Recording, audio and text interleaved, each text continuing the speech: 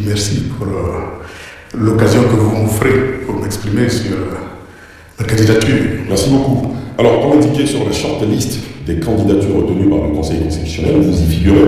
On avait au départ 60 candidatures, 55 ont été rejetées, 5 retenues, dont vous. Comment vous vous sentez aujourd'hui, à 20 jours de ce scrutin? Je me sens dans la peau de quelqu'un qui est prêt à affronter l'électorat et qui est prêt à proposer ses idées. Parce que nous sommes à une période importante de l'histoire de la Côte d'Ivoire et de l'Afrique et du monde en général, où les idées sont en train de se renouveler. Et il est important que nous autres, on puisse apporter ces idées-là aux Ivoiriens pour que finalement ils soient éclairés des enjeux actuels et futurs de notre planète. Et c'est justement pour évoquer ces idées que nous sommes là ce soir. Mais avant, je souhaite que l'on parle un peu du contexte politique actuel. Le 16 septembre dernier, dans une déclaration, vous confiez votre candidature à 3 fortes personnalités de la Côte d'Ivoire, votre camarade, le président Gbagbo, au président du PDCIRD, Tidiane Thiam, avec qui vous avez beaucoup de similitudes dans le parcours académique et professionnel, et enfin au président du FPI, Pascal Affi N'Guessan.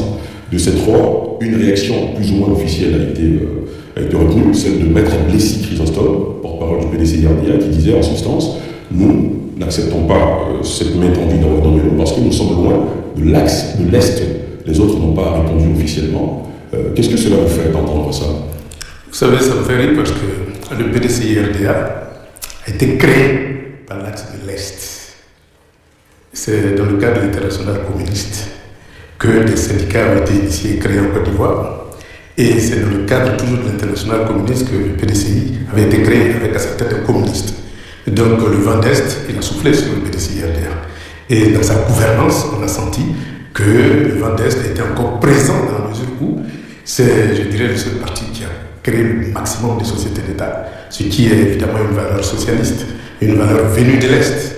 Et donc lorsqu'on ignore plus ou moins ce passé, qui est récent, parce que les indépendances il n'y a pas longtemps, eh bien il faut se poser la question. Moi je considère que le PDCI est un parti qui a commencé à l'Est et qui, ma foi, se positionne aujourd'hui plus ou moins au centre, mais certainement pas sur le échiquier de droite. Depuis que votre candidature a été retenue, est-ce que vous avez pris langue, vous avez échangé avec le président du PDCIRD? Je n'en parlerai pas sur ce plateau. Compte tenu de notre histoire commune, il est bien évident que les cadeaux, ne serait-ce que sur le plan purement professionnel, parce qu'on a le même profil, on a géré la même structure, et de temps en temps, on échange sur l'avenir de la Côte d'Ivoire, l'avenir de l'Afrique et l'évolution du monde. Votre famille originelle, vous avez confié, je l'ai dit, votre candidature au président Laurent Gbagbo, qui est votre camarade de lutte, au président Pascal Affi N'Guessan. Est-ce que de ces deux côtés, vous avez eu des retours? Bien, ils ont jugé utile de ne pas répondre ou de répondre d'une manière négative. Mais ce qu'ils oublient, c'est que aussi bien le FPI que le PPACI, c'est des fronts. Moi, je suis arrivé au FPI pas seul. J'étais militant d'un parti communiste et c'est tout ce militantisme-là que j'ai déversé au FPI à sa création. Et donc, depuis lors, il y a des personnes qui adhèrent à ma façon de voir les choses et qui sont militants du PPACI. Et donc, croire que pondre une déclaration suffit pour décourager les militants, c'est faire une erreur d'analyse sur l'histoire même du FPI et du PPACI. Dans la mesure où, comme vous le constatez, même le parrainage a été porté à 80% par les militants du PPACI. On a vu un communiqué en cette fin de semaine du maître Anibal Touré, justement, qui évoquait la révocation de plusieurs militants et de hauts cadres du parti. Est-ce que c'est la suite des défections en votre faveur? Ben oui, évidemment, c'est une dynamique dans la mesure où, il faut savoir, le PPACI, c'est un front. Il y a une aile gauche qui est très forte. Et donc cette aile gauche, évidemment, regarde ailleurs quant à ses choix tactiques et stratégiques. Et donc, comme vous le constatez, il y a beaucoup qui sont d'accord avec ma position et qui, parfois, s'engagent à mes côtés.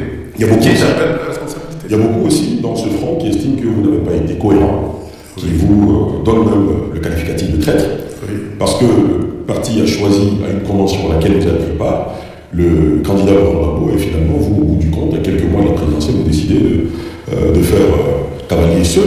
Donc ils ne comprennent pas votre démarche. Ils estiment que vous fragilisez la dynamique du parti. Ben, le droit à la différence est un acquis de la démocratie. Et donc chacun a le droit d'exprimer son point de vue.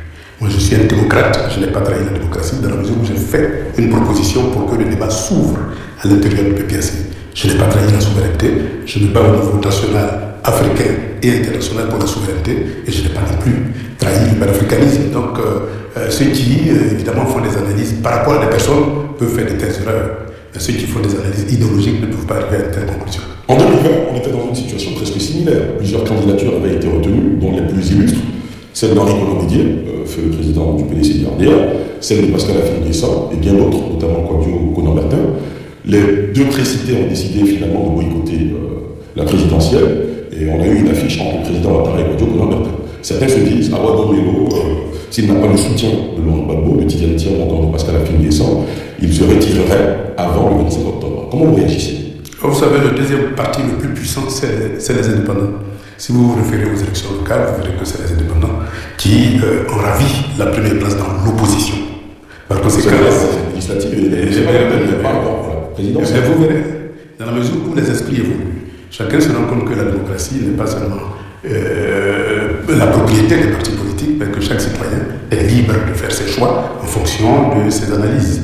Moi, je parcours la Côte d'Ivoire, je vais un peu partout, je vois comment les Ivoiriens réagissent. Et donc, nous ne sommes plus au stade où les citoyens sont des otages des partis politiques. Ça, c'est une bonne nouvelle qu'il faut prendre en compte si on fait une fausse analyse. Donc, ce que vous dites, c'est que vaille, vous êtes candidat. Jusqu'au 25 octobre. Mais je suis candidat, évidemment. Je suis candidat aux élections présidentielles de 2025.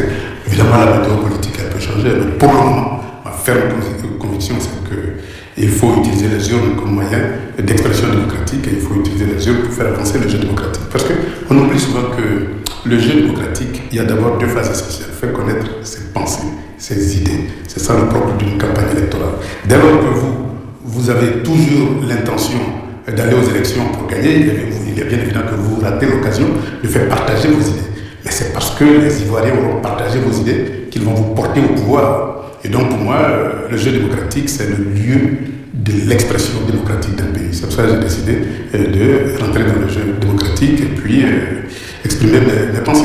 Avant d'arriver justement à vous penser à vos idées, à ce que vous souhaitez pour la Côte d'Ivoire, pour terminer sur le contexte sociopolitique, dans l'opposition, il était prévu une marche ce 4 octobre. Finalement, la marche a été annulée. Le PPACI a annoncé une marche pour le 11 octobre prochain, alors que la veille, vous êtes censé ouvrir votre campagne, où les autres candidats l'ont tenu. Quel commentaire faites-vous de cette situation? Vous savez, le processus démocratique, c'est vraiment un processus. On a commencé par le multipartisme, et comme vous le savez, le multipartisme, c'est la gestion de l'État par un parti et pour un parti.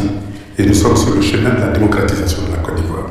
Et donc, sur ce chemin-là, il peut y avoir des allers et retours. C'est-à-dire, il y a des moments où la démocratie avance, et il y a des moments où elle recule. Et donc, les questions des droits de l'homme, lorsque la justice est un instrument du parti État, et que la police et la gendarmerie sont des instruments du parti État, et que, ma foi, le Parlement est entièrement phagocyté, eh bien, on criminalise pratiquement ses adversaires pour conserver le pouvoir. C'est la loi du pouvoir. Celui qui l'a veut conserver, celui qui l'a pas veut le conquérir.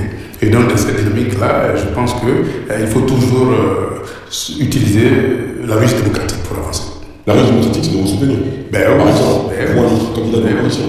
Est-ce qu'il peut arriver que vous, Simone Gbagbo, Jean-Luc Billon et Henriette Labou, arriviez à un consensus pour qu'une seule voix représente l'opposition à cette élection?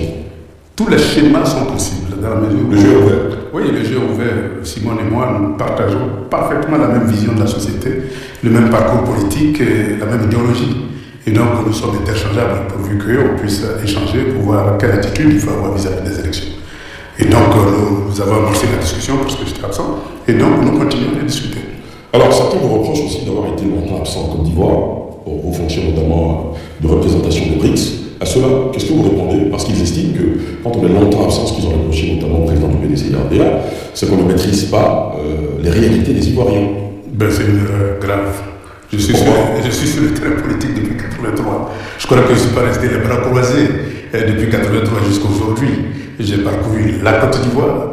J'étais à l'aube du multipartisme où j'étais responsable de la délégation du ZICOMOE où j'ai pu tisser d'énormes relations politiques. La preuve, c'est que la commune de Montgomery a été l'une des premières communes à avoir un maire FPI. Ça, c'est l'activité principale que nous avons menée qui a conduit à ce résultat. Et donc, depuis longtemps, je suis sur la scène politique, même quand j'étais en exil. Eh bien, je continuais de travailler sur la scène politique à travers des jeunes, à travers des adultes, à travers des personnes de gauche avec qui j'avais toujours des échanges. Et en même temps, on essayait d'entrevoir l'avenir. Et donc, je suis absent, mais avec les nouvelles technologies, on est